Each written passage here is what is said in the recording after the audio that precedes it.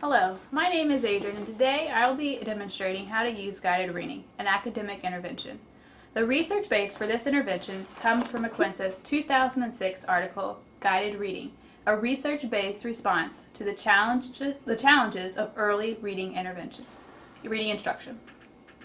So first, for the purpose of this intervention, you could do this with your entire class by dividing them into small groups of 4 to 6 students. Tonight, I'll just be using one student, which is another way you can do the intervention, one-on-one. Attempt to group your students by similar place in their reading development. This will be more effective so you can teach focused precisely on what the students' needs are so they can move forward to the next lesson. Next, you'll need to assign an appropriate level book to each group. Provide a copy of the book to each student in the group as well.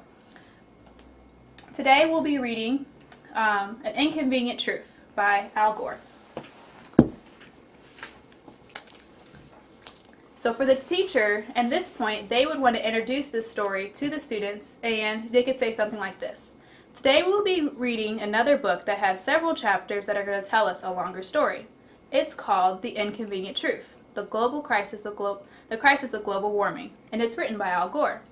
We will focus on Chapter 5, Extremely Wet and Extremely Dry today. So before your students begin reading, provide the students about different vocabulary words, themes, and background information about the story. That might be helpful in their understanding. So sample words in this text that we could use would be global warming, precipitation, or irrigation. So these are words that you want to explain to the student prior to beginning. Background knowledge from this text that I pulled out from the very beginning on page 11 of this book is science has now proven beyond a doubt that Earth's climate is changing much faster than originally feared. Global warming is not caused by natural forces beyond our control. Human beings are the main cause of the problem. An example of the event caused by the effects of global warming here in the U.S. is Hurricane Katrina in 2005, which left many people homeless and cities devastated. So next you'll want to have your students read the story softly in their small groups. During this time, the teacher will now listen and help correct any errors and answer any questions the students might have. So you're going to want to walk around, monitor, you can provide reading prompts, some strategies for word identification as needed, and you'll move from student to student so you can listen to them. So you can begin. Find Chapter 5, Extremely Wet, Extremely Dry.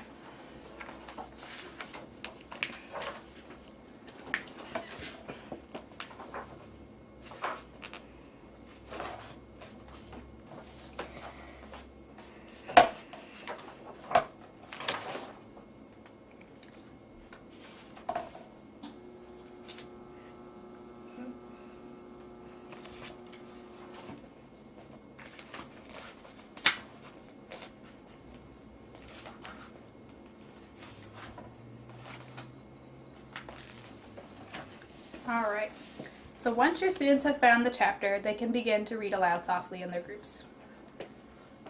Okay, you can begin reading. In the summer of 2005, while the U.S. was being battered by hurricanes, Europe was experiencing a disastrous series of floods. Warmer water increases the moisture content of storms, and warmer air holds more moisture. So when there's a downpour, more of it falls as a big one-time rainfall or snowfall.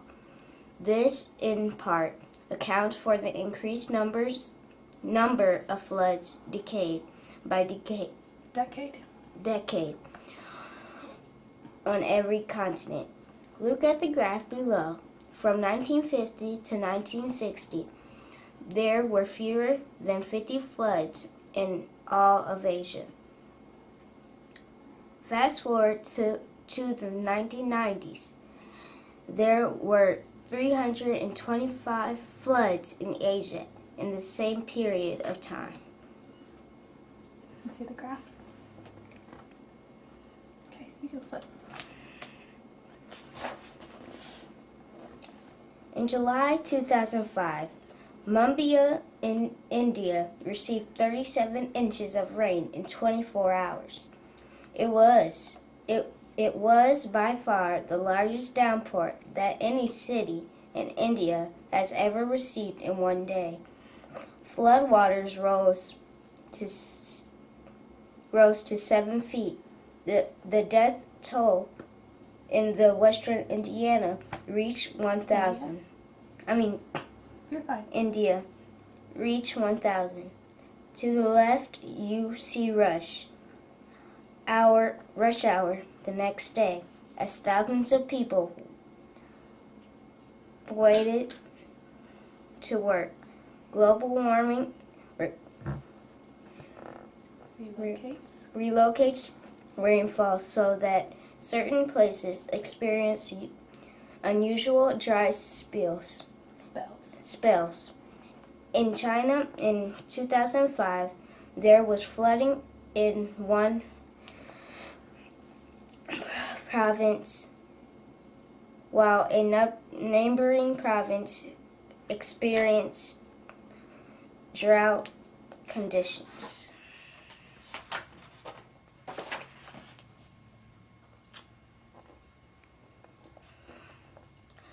Globally, there have been dramatic changes in the amount of precipitation over the last century.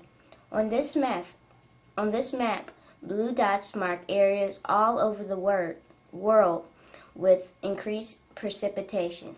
The larger the blue dot, the larger that the increase. The orange dots don't show places with decreased precipitation. Again, the larger the dot, the greater the change. A large change either way can cause devastation to people of the area.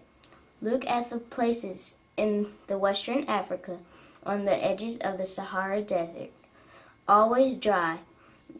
They are now getting as little as a half the rainfall they used to. Without rain, crops cannot grow and people starve.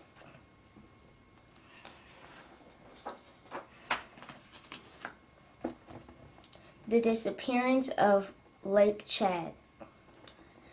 In Central Africa, there used to be a huge lake. 40 years ago, Lake Chad was the 6th largest lake in the world, as big as Lake Erie. People in the countries bordering the lake depended on its waters for crop irrigation, fishing, livestock, and drinking water. Because of declining rainfall and increased human use, Lake Chad has shrunk to 1/20th its original size. Okay, we can stop there. So after the student has read the passage, the teacher will ask some different clarifying or different comprehension questions about the content of the story. So, over what you just read, how is global warming affecting our water and rainfall?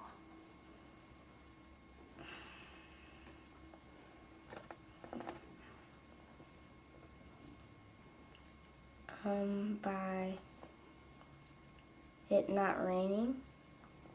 Yeah, so it's kind of changing the amount of the temperatures, maybe changing the amount of the water receiving in certain places. We'll go back to the beginning. So, in this paragraph, it talked about what? Floods. About floods, it did. So, warmer water increases the moisture content of storms, and the warmer air holds more moisture. So, this change in the temperature is causing our water to be higher in some places and lower in others. What happened to Lake Chad?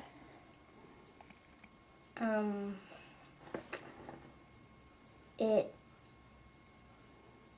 decreased in size. So it has less water, and that's due to global warming as well. So, for this intervention to be successful, the appropriate level book must be assigned to each group. Each student in the group must have their own copy of the book, and the teacher should pre-teach any difficult information. Thank you.